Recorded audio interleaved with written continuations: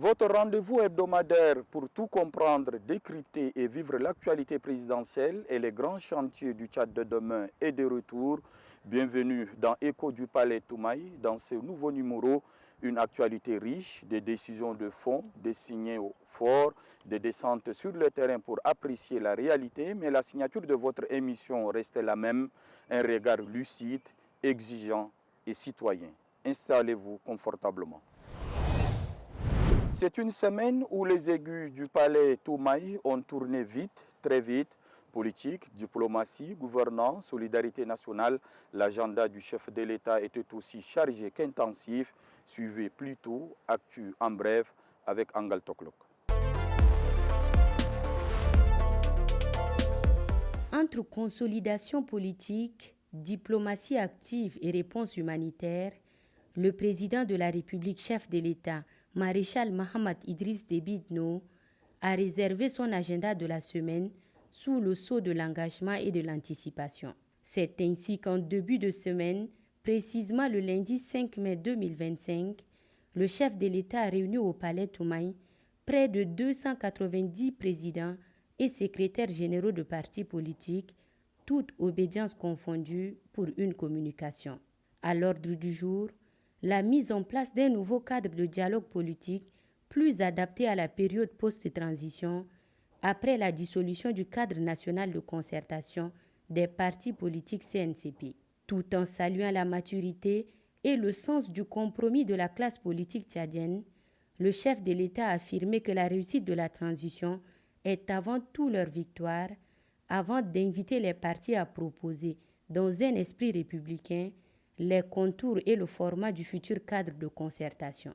Dans un autre registre, le président de la République a reçu mardi une importante délégation conjointe du Royaume-Uni et de la Norvège, conduite par la ministre britannique du Développement international, la baronne Chapman de Darlington, et son homologue norvégien, Asmund Aukrust. Les discussions ont porté sur le renforcement des relations bilatérales, la réponse humanitaire à la crise des réfugiés soudanais à l'est du Tchad et la nécessité d'un appui international accru. Le président de la République a salué cette solidarité internationale avant d'exhorter les partenaires et pays amis du Tchad à plaider pour mobiliser la communauté internationale afin d'alléger le fardeau humanitaire qui pèse sur le Tchad. Ainsi s'achève une semaine d'action pleine pour le chef de l'État, avec un leadership orienté vers l'unité nationale, la coopération internationale et le bien-être des populations.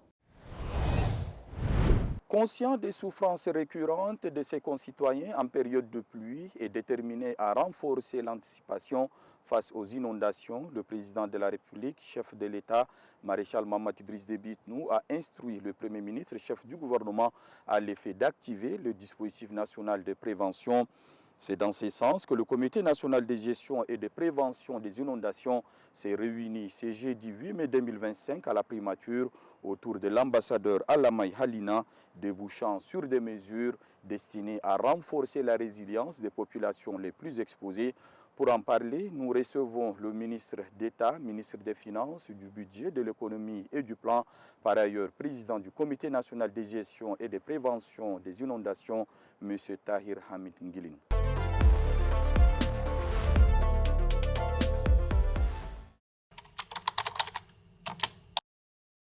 Ces dernières années, nous assistons à un retour de grandes eaux, de grandes pluies, du fait probablement, je pense, du changement climatique qui fait que les pluies arrivent plus tôt et plus fortes que d'habitude. On a assisté pour la première fois en 2024 à des inondations carrément dans le Sahara. Ces inondations ont causé beaucoup de dégâts. À certains endroits, ça a été plutôt perçu positivement. Quand on remonte plus au nord ou bien au centre, où il y a beaucoup plus de pâturage, beaucoup plus d'eau. Et à certains endroits, ça a été quand même une situation assez préoccupante. Ça perturbe un peu même le cycle normal auquel les paysans étaient habitués. Pour ce qui est de la ville de N'Djamena, le comité qui a été mis en place pendant qu'on était déjà dans les eaux, sous les orientations du chef de l'État, avec beaucoup de rencontres autour du chef de l'État et du Premier ministre, et la mobilisation de tous les membres du comité, des différentes mairies, des ministères techniques et l'ensemble de nos partenaires qui interviennent dans le secteur d'équipement et de construction ont fait qu'on a pu mieux faire que certaines villes d'autres pays similaires aux nôtres pendant ces périodes de pluie. Ça a été en tout cas assez apprécié par, je pense, la population, mais aussi par les hautes autorités qui ont mis un point d'honneur à ce que la ville ne soit pas inondée, en tout cas le minimum de casse possible.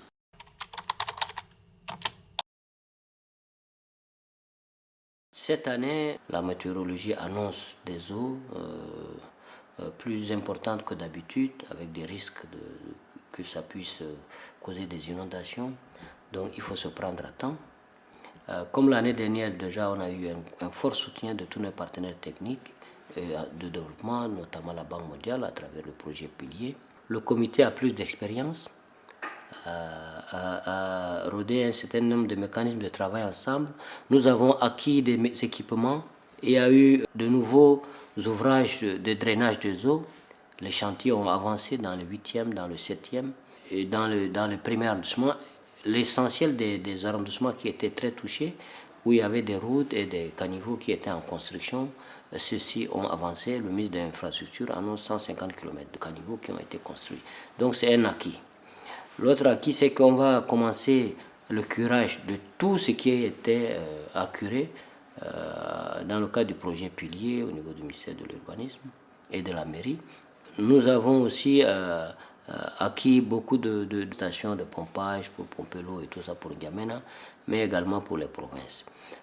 Il y a eu des provinces qui ont été assez fortement touchées, dans le monde des Lames, un peu dans l'Enedi, où il y a eu des ponts qui ont été emportés, mais aussi plus au centre. Donc, soit il y a des ouvrages définitifs qui sont en cours de construction, soit des ouvrages provisoires qui vont être installés le temps que les nouveaux ouvrages. Et il y a eu des nouveaux ponts aussi, le pont de Bedaya qui est en train de sortir, qui est en train de se terminer. Donc, quand même, on a eu beaucoup d'acquis, beaucoup d'avancements par rapport à l'année dernière. Nous allons continuer dans cet élan.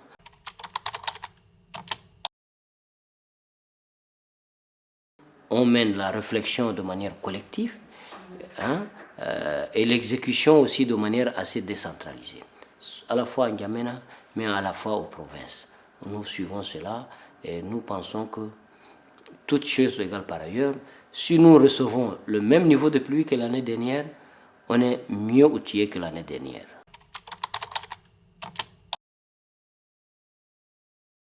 Le gouvernement dans son ensemble est assez mobilisé, très mobilisé, se préoccupe de la situation, tous nos partenaires sont assez mobilisés. Il y a du travail qui est en train d'être fait.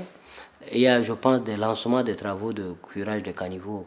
La population aussi a sa part de travail à faire, c'est de curer chacun devant sa porte, de se préparer aussi. Et c'est un travail collectif. Et ce qui est fait à N'Djamena doit aussi être fait en province.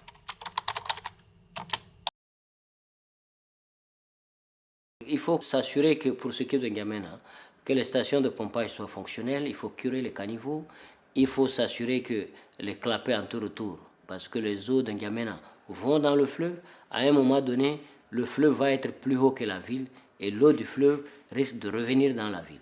Donc il faut s'occuper de ça.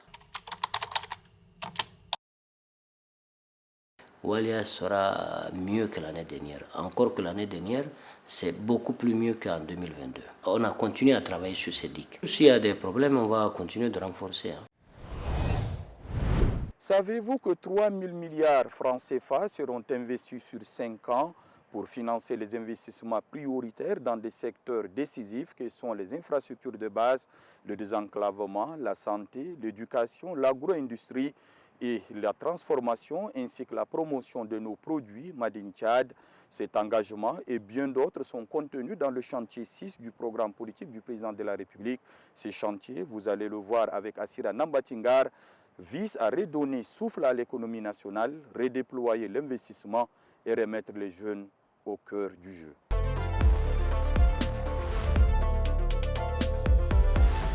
Le chantier numéro 6 du programme politique du chef de l'État est l'affirmation d'une volonté claire de bâtir un Tchad économiquement fort, résilient, inclusif et tourné vers l'avenir. 10 actions structurantes ont été préconisées avec un objectif majeur de stimuler la croissance économique, créer massivement de l'emploi pour la jeunesse et transformer durablement le modèle économique tchadien pour l'arrimer au contexte économique mondial en constante évolution. Mon programme vise à stimuler la croissance économique en libérant les énergies créatives et productives. La jeunesse est ma principale source de motivation, a affirmé le chef de l'État, donnant ainsi le ton d'un chantier porteur d'espoir et de transformation. Comme aucune économie prospère ne peut exister à long terme sans la maîtrise de la stabilité macroéconomique, le président de la République s'engage à garantir la stabilité des prix, à maîtriser l'inflation et à maintenir un taux de change stable. Cette action constitue le point de départ de la relance économique du pays. Elle est fondamentale pour rassurer les investisseurs et renforcer les bases d'une croissance économique durable. Pour attirer de nouveaux capitaux, le chef de l'État entend simplifier les procédures en offrant une fiscalité incitative et en révisant le code des investissements. L'objectif est clair, faire du Tchad un pays attractif pour les investissements locaux et étrangers, en instaurant un climat des affaires plus fluide et compétitif.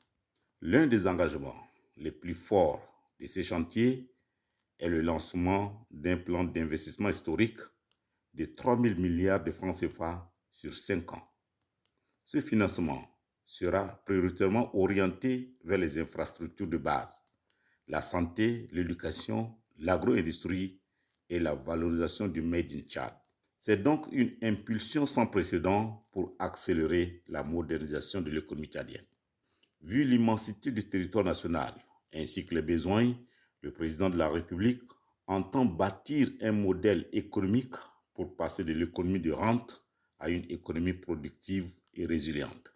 Chaque grande province du pays sera transformée en pôle industriel et économique, capable de créer des emplois, en particulier pour la jeunesse. La part de l'industrie dans le PIB sera quintuplée pour passer de 3% à 15% à travers le grand plan industrie, appuyé des zones économiques spéciales, des incitations fiscales et des fonds d'investissement ciblés.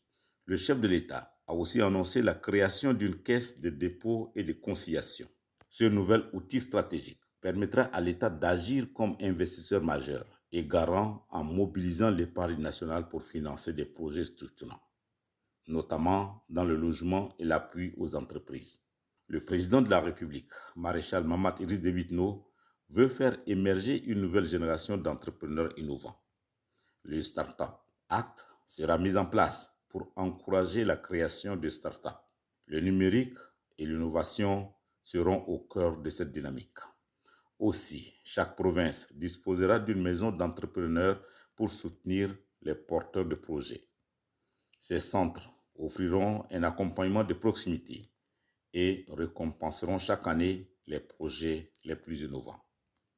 Une enveloppe de 500 milliards de francs CFA sur 5 ans est prévue pour booster les PMI et les acteurs du secteur informel. Ce fonds constitue un appui technique et financier pour transformer le secteur privé en un moteur fort de la croissance et de l'emploi. Enfin, un grand plan numérique est annoncé pour déployer le haut débit sur l'ensemble du territoire national afin d'améliorer les services publics, de favoriser le e-commerce, d'attirer les investisseurs et surtout de connecter les jeunes Tchadiens aux opportunités mondiales. À travers ce chantier 6, le maréchal Mahamat Idriss Déby Itno propose la matrice de la transformation profonde et cohérente de l'économie tchadienne en plaçant l'investissement, l'industrialisation, l'innovation et l'entrepreneuriat au centre de l'action publique, avec une jeunesse au cœur de cette ambition. Les Tchadiens sont appelés à l'action pour libérer le potentiel du pays et garantir un développement inclusif et durable. Ne dit-on pas que le carburant alimente les moteurs, mais aussi les colères? Si la capitale N'Djamena commence à respirer, l'intérieur du pays suffoque encore de l'indisponibilité et surtout de l'augmentation vertigineuse du prix. L'œil de l'équipe est parti aux quatre coins du Tchad pour chercher à comprendre et vous rapporter les images sans filtre.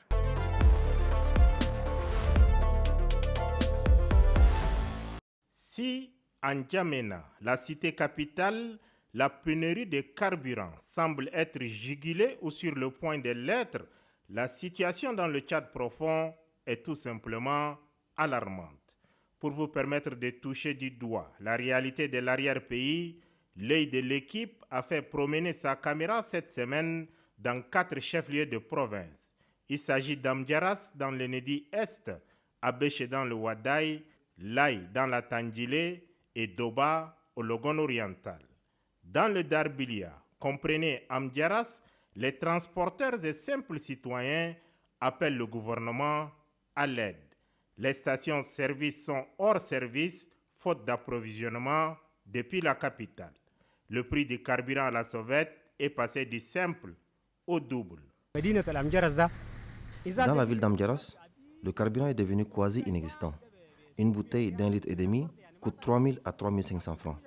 Des fois, même si tu fais le tour de la ville, tu ne peux en trouver. Par exemple, tu mets le carburant de 15 000 francs. Sur le Raksha, en journée, tu ne tires qu'un bénéfice de 5 000 francs. C'est-à-dire, tu passes une journée entière sans gagner autant de bénéfices. À Laï, dans la Tandjilé, l'unique station ravitaillant la ville a tout simplement couvert ses pompes carburant des bâches. Automobilistes et utilisateurs de mototaxis, appelés communément clando, ne savent à quel sens se vouer. On se réveille un matin, les prix des carburants ont augmenté. Et cela a vraiment joué sur l'économie et ça a joué aussi, on voit son impact dans la ville. Parce que si vous voulez faire un déplacement, le déplacement que vous faites avant à 500 francs, maintenant c'est devenu à 1000 francs, 1000 quelques. Des commerçants qui vont dans le marché hebdomadaire ont vu augmenter aussi les prix de transport parce que les chauffeurs disent que le carburant est devenu un peu cher. Quand vous envoyez un enfant avec les 1000 dans un moulin, il revient, il dit le prix est un peu augmenté. C'est que vous avez l'habitude d'amener à 100 francs, 150 francs, on vous dit aujourd'hui à 200, à 250, jusqu'à 300. Même la route qui est en train de se faire, on voit l'arrêt subit de cette route parce qu'eux aussi réclament qu'ils n'ont pas de carburant. À Abéché, où l'impact de la crise humanitaire s'est fait de plus en plus sentir, la pénurie de carburant est également durement ressentie. La rareté de ces combustibles impacte négativement la vie socio-économique dans le Darwadaï. Les conducteurs de Raksha, un moyen de transport intra-urbain le plus utilisé à Abéché, ont doublé les prix des trajets d'un point de la ville à l'autre, obligeant les Abéchois à opter pour le déplacement à pied. Le carburant est devenu trop cher.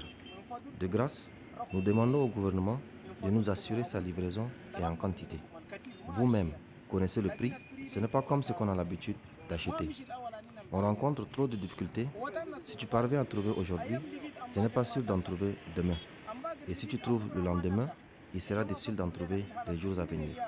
Les stations de service s'ouvrent à partir de 6 h et ferment juste à 11 h, après avoir servi que quelques centaines de motos, alors qu'on peut trouver plus de 400 rakshas qui ne sont pas servis. Les stations-service sont aussi hermétiquement fermées à Doba dans le Logon oriental et les vendeurs à la sauvette ont automatiquement doublé le prix. Raison invoquée, ils se ravitaillent au Cameroun. La distance Doba-Mbaïbokoum, frontière camerounaise, est majorée dans le prix. Actuellement, ce qu'on est en train de vendre ici, c'est sur le carburant du Cameroun. Donc les gens transportent de l'autre côté qui nous amènent. C'est comme ça qu'on est obligé de vendre ça cher. Là. La récurrence de l'indisponibilité du carburant et la flambée des prix sur le marché parallèle ne sont plus une crise conjoncturelle. C'est un dysfonctionnement structurel, soutient l'économiste Mbaye Digim Donatien. Quand la demande augmente, il faut augmenter aussi le niveau de l'offre pour qu'il y ait équilibre. Comme ça, au moins, n'importe où dans le pays, les citoyens auront accès aux produits pétroliers. Les conséquences sont drastiques au niveau de la consommation ménagère, au niveau des entreprises, même au niveau des grandes industries. Et ça affecte même le mental.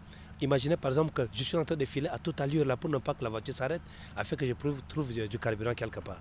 Et en me mettant dans cette allure là, j'ai fait un accident. Ça, c'est l'une des conséquences du fait que l'État n'a pas pu mettre à ma disposition le carburant pour que je puisse circuler. Donc les conséquences sont à la fois économiques, les conséquences sont aussi financières, les conséquences sont aussi sociales.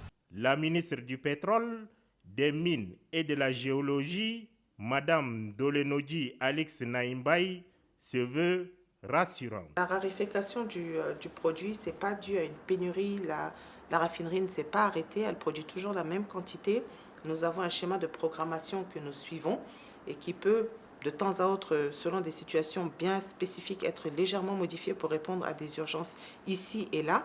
Donc à ce niveau-là, en fait, dans notre gestion quotidienne du produit, il n'y a pas eu de changement. Maintenant, quand on fait appel à l'importation aussi, des citernes traversent les frontières avec tout ce qui peut se passer en chemin et qui peut retarder des livraisons. Et c'est ce qui fait aussi qu'à certains moments, on peut avoir un peu de difficulté. Donc, il suffit que au départ donc, des citernes du pays d'importation, nous avons un retard pour X ou Y raison et effectivement, nous sentirons l'impact dans la mise à disposition. Nos équipes sont vraiment à pied d'œuvre pour pouvoir justement régler cette situation, la maintenir et nous avons pu rétablir donc le flux au niveau des importations et la situation qui prévaut est en phase d'être réglée. Donc ça fait partie aussi quelque part de la logique du circuit de consommation. Il y a des moments avec plus de consommation, moins de consommation, moins de disponibilité, de la spéculation, etc. Et vraiment, la grande solution à y apporter, c'est de rapidement aller justement vers la mise en place de la seconde raffinerie qui pourra donc satisfaire déjà grandement à la question, aux besoins et nous espérons aussi toujours aller justement dans la mise en œuvre des orientations du maréchal pour qui c'est une question sur laquelle nous sommes régulièrement interpellés en train de rendre compte parce que mettre la deuxième raffinerie en place, satisfaire le besoin des consommations, régler la question de la disponibilité du produit sur l'ensemble du territoire et faire respecter les prix officiels, ce sont des problématiques sur lesquelles il est très regardant puisqu'il s'agit effectivement de l'amélioration des conditions de vie de population, mais il s'agit aussi de la dynamique économique du pays. Donc on ne peut pas dire que c'est une question subsidiaire à laquelle on y prête moins d'attention. Donc je vous rassure vraiment que ce sont des questions sur lesquelles nous sommes debout pour pouvoir justement permettre de répondre aux engagements que le chef de l'État a pris à l'endroit de la population tchadienne. Telle une traînée de poudre, la raréfaction des carburants qui a touché l'arrière-pays sera bientôt plus qu'un vieux souvenir. Que vivez-vous? Trouver du carburant est-il difficile? Que ressentez-vous? Ce sont des questions que nous avons posées aux citoyens en N'Djamena et dans quelques villes de l'intérieur du pays. Comme vous le savez, dans la rubrique Élan, la parole se libère, la rue parle sans détour.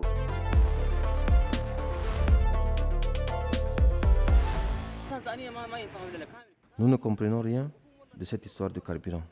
On ne sait pas si l'on doit garer nos motos, nos rakshas. Nous ne savons quoi faire, car il n'y a pas du tout de carburant. Quelquefois, l'on voit, mais on n'en trouve pas. Même si l'on trouve, on ne peut que nous servir pas au-delà de 5 000 francs. Avant, avec 200 francs ici à Doba, tu peux te déplacer facilement d'un quartier à un autre. Mais actuellement, ce n'est pas facile. Il n'y a pas d'entente entre les clannomans et les clients. Juste avec le même prix que les clients veulent déplacer. Et pourtant, il y a pénurie de carburant. Avant, c'était à 800, c'était mieux, mais maintenant, c'est à 1000 francs. À 1000 francs, ce n'est pas facile. On ne sait pas si l'ARSAT envoie les citernes et que ça ne nous parvient pas, ou bien elle n'envoie même pas du tout. Le carburant est devenu extrêmement cher et les conditions de travail deviennent très difficiles. Une bouteille d'1,5 litre coûte 2500 à 3000 francs. Même avec ces prix, on n'en trouve pas. Nous voulons que les plus hautes autorités nous envoient du carburant. Même les deux stations qui sont ici n'ont rien. On dirait qu'on travaillerait que c'est pour acheter du carburant. Donc les autorités y passent vraiment. Dans les stations, tout est fermé. Au bord du goudron, il n'y a que des carburants partout. Alors si les autorités peuvent penser vraiment à ça, trouver des solutions pour alléger un peu nos coûts, les dépenses, tout ça. Nous voulons que le gouvernement trouve des solutions pour cette pénurie de carburant, car nous souffrons vraiment. Par exemple, là où je suis, si je pars voler, l'on dira qu'à ton âge, tu voles au lieu de travailler. Alors que nos activités ne nous procurent aucun bénéfice. Tout ce qu'on veut, c'est que notre délégué auprès du gouvernement trouve une solution pour nous. Le numéro 7 de votre magazine Écho du Palais Toumaï se referme ainsi. Vous avez partagé avec nous une semaine dense en actualité au cœur de la présidence de la République. Le Palais Toumaï, comme vous le savez, agit et anticipe et nous sommes là pour vous en faire vivre chaque moment avec rigueur et proximité. Nous vous donnons rendez-vous très bientôt pour un nouveau numéro. En attendant, restez connectés sur nos différentes plateformes officielles et nos chaînes partenaires. À très bientôt.